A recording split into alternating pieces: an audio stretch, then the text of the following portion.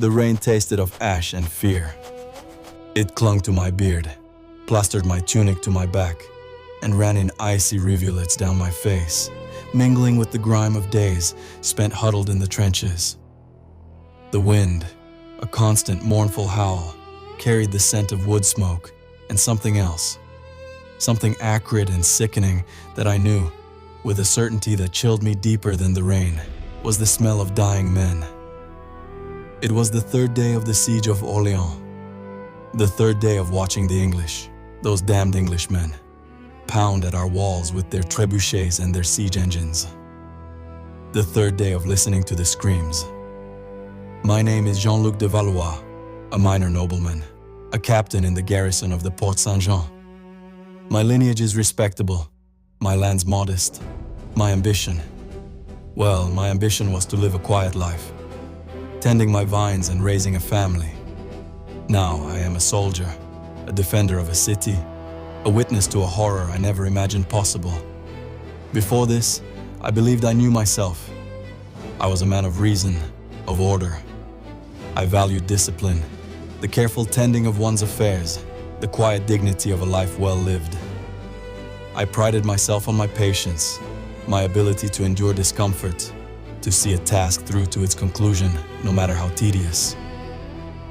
I considered myself strong, not in the brute sense, but in the strength of character, the ability to withstand disappointment, to maintain composure in the face of adversity. Humans believe they know themselves. They believe they are strong, patient, and disciplined. But these are only guesses, until adversity arrives. Hardship is the mirror of the soul. It strips away the carefully constructed facade, the layers of polite society and ingrained habits, and reveals what lies beneath. I've been thinking about that a great deal these past few days. Before Orléans, I judged men by their lineage, their titles, their wealth. I saw the Duke of Alençon as a brave and noble leader, because he was a duke. I respected the Comte de Dunois, because he was a comte, and because his father had been a king. I assumed that those born to privilege were inherently better equipped to lead, to endure, to be men. Now, I look at the men around me, the archers, the pikemen, the laborers who haul stones and repair the breaches in the walls, and I see something different.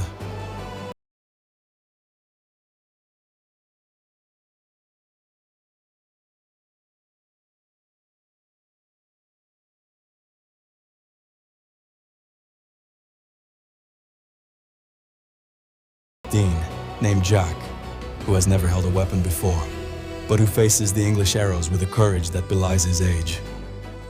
I see a grizzled veteran, old Henri, who has fought in countless skirmishes, and who now, with failing eyesight and aching joints, still insists on manning the ramparts, muttering prayers under his breath. These are not men of noble birth. They are not men of great wealth or power. They are ordinary men, thrust into extraordinary circumstances, and yet they are the ones who are holding this city together. They are the ones who are facing death with a stoicism that I, with all my supposed strength of character, can only aspire to. I remember a conversation I had with my father years ago, before I left home to study law. He was a stern man, a man of few words, but he had a wisdom born of experience. Jean-Luc, he said, a man is not defined by his successes, but by how he handles his failures. It is in the face of adversity that his true character is revealed. I scoffed at the time.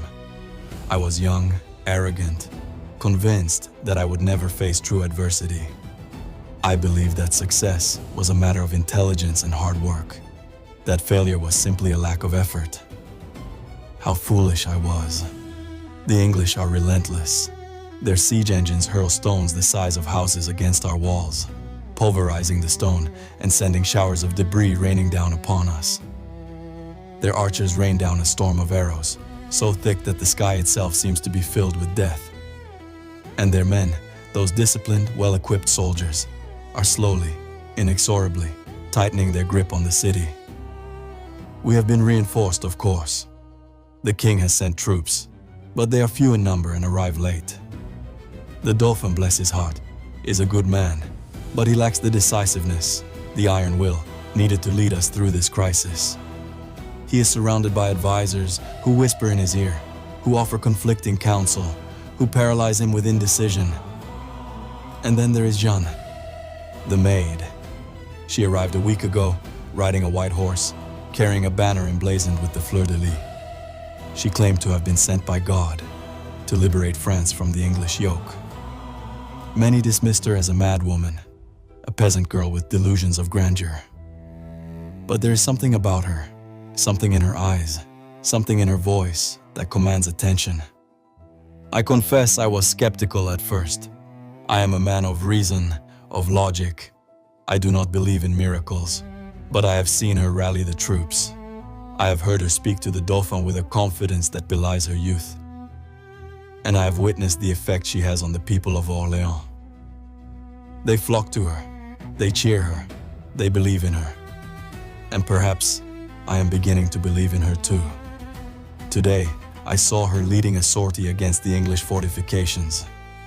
She rode at the head of the charge, her banner held high, her voice ringing out above the din of battle. She was struck by an arrow, but she refused to yield. She pulled the arrow from her shoulder and continued to fight, inspiring the men around her to greater feats of courage. I watched her, hidden behind a barricade, and I felt a surge of something. Not fear, not exactly, but a profound sense of awe. A recognition that there are forces at work in this world that are beyond my understanding. I thought of my father's words. A man is not defined by his successes, but by how he handles his failures. And I realized that I had been measuring myself by the wrong yardstick. I had been judging myself by my accomplishments, by my status, by my reputation.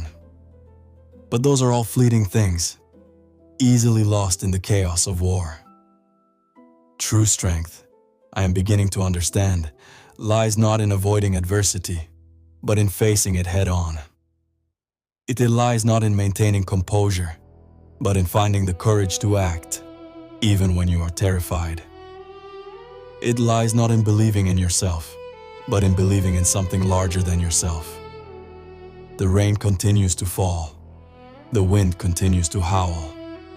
The screams continue to echo through the streets. But something has changed within me. The carefully constructed facade has crumbled. The layers of polite society have been stripped away. And I am left with something raw, something vulnerable, something real. I am not the man I thought I was. I am not strong, patient, or disciplined. I am afraid. I am tired. I am uncertain. But I am also resolute. I will fight for this city. I will fight for my people. I will fight for France. And perhaps, in the face of this adversity, I will finally discover who I truly am. Perhaps, in the crucible of war, I will forge a strength that I never knew I possessed. Perhaps, the mirror of hardship will reveal not a reflection of weakness, but a glimpse of something more. The horn blows. Another sortie. Another chance to face the English. Another chance to test the limits of my soul. I rise to my feet, grab my sword, and step out into the rain. The taste of ash and fear is still on my tongue, but now there is something else too. A flicker of hope, a spark of defiance, and a quiet, unwavering determination to see this through, whatever the cost.